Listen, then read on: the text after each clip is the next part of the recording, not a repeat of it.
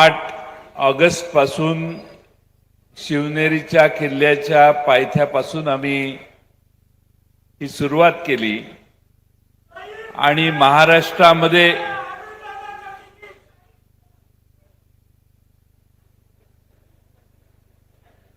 कोण आहे? हात वर कर.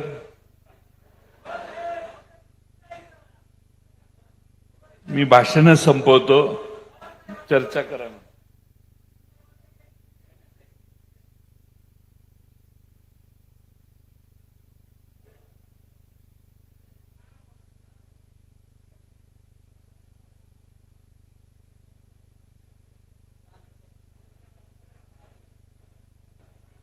असं आहे की असा पोरकटपणा जर करणार असाल तर सगळ्यांची भाषणं झालेली आहेत.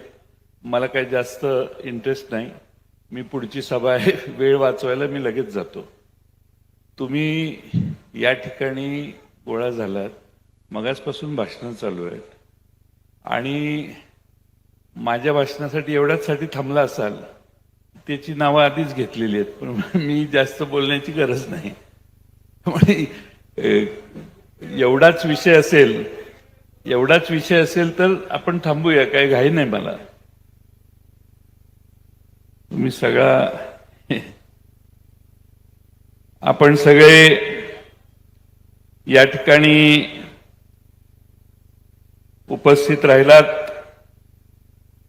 अनेक प्रश्नांची माझ्या आधीच्या वक्त्यांनी चर्चा केलेली आहे, त्यामुळे मी जास्त काही भाषण करत नाही.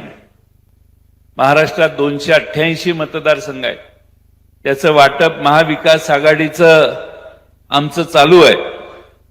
30-1 तारखेला त्याच्यावर शिक्कामोर्तब होणार आहे. शिक्कामोर्तब झाल्यानंतर आपल्या वाट्याला जे मतदारसंघ येणार त्याचे उमेदवार आपण त्यानंतर घोषित करणार.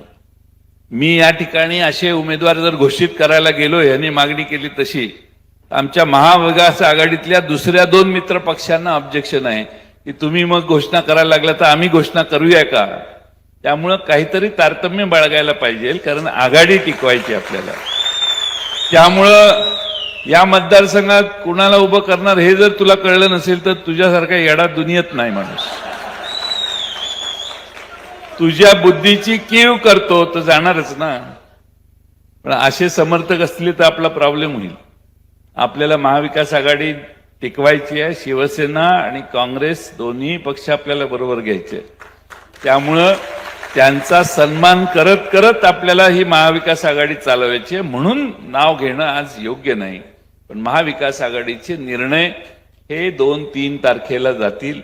आणि दुसरा महत्वाचा प्रॉब्लेम असा आहे की आता श्राद्ध पक्ष आहे.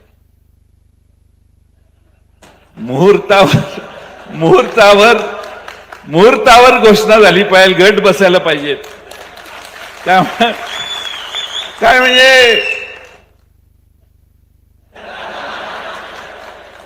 कुठेही मी उमेदवार घोषित केलेला नाही. काल मला चॅनेलवाल्यांनी विचारलं की काँग्रेसचे अध्यक्ष म्हणतात की त्यांनी उमेदवार घोषणा करणं बरोबर नाही. मी कुठंच केलं नाही. एक जामनेरला विधानसभा मतदारसंघ आहे, तिथेही भाषण करताना म्हटलं, एक नवीन ग्रस्त आपल्या तिथले नेते आपल्या पक्षात आलेले आहेत भाजपमधून, त्यांचे मी नाव नाही जाहीर केलं. मी फक्त भाषणात सांगितलं मी त्यांच्या हातात तुतारी दिलेली आहे. नाव जाहीर नाही केलेलं, कारण करू शकत नाही. आणि त्यामुळं आपण मोठ्या संख्येने इथं आला. पवार साहेबांची देखील इथंच मोठी सभा तुम्ही सगळ्यांनी घेतली. एवढ्या मोठ्या प्रमाणामध्ये लोक राष्ट्रवादी शरदचंद्र पवार पक्षाला पवार साहेबांच्या पुण्याईनं, स्वर्गीय अशोकराव भांगरे साहेबांच्या प्रयत्नातनं, तुम्हा सगळ्यांच्या साह्यातनं आज सहकार्य करताय. मागची विधानसभा कशी झाली त्याचा मी साक्षीदार आहे. आणि मागच्या विधानसभेत अशोकरावजी भांगरे साहेबांचा फार चांगला रोल होता, पॉझिटिव्ह रोल होता, ज्याचा मगाशी उल्लेख करण्यात आला. आता त्यामुळं त्यांनी ज्यांना तुम्ही सगळ्यांनी आणि अशोकरावजींनी, स्वर्गीय अशोकरावजींनी ज्यांना मदत केली आणि निवडून गेले, त्यांनी आपली पार्टी सोडली आणि सत्तेकडे जाणं पसंत केलं. आपल्याला आज स्वर्गीय अशोकराव भांगरे असते तर अशोकराव भांगरेच आपले उमेदवार झाले असते, काही त्यात शंका नव्हती. आणि त्यामुळं या मतदारसंघात तुम्ही सगळ्यांनी, पवार साहेबांना मानणाऱ्या सगळ्यांनी ताकद जर लावली तर हा मतदारसंघ 100% राष्ट्रवादीच्या पारड्यात यायला हरकत नाही असं आमचं मत आहे. आणि त्यामुळं मोठमोठे कार्यक्रम, आमचे सगळे मुद्दे डॉक्टर अमोल कोल्हे साहेबांनी तुम्हाला सांगितलेले आहेत.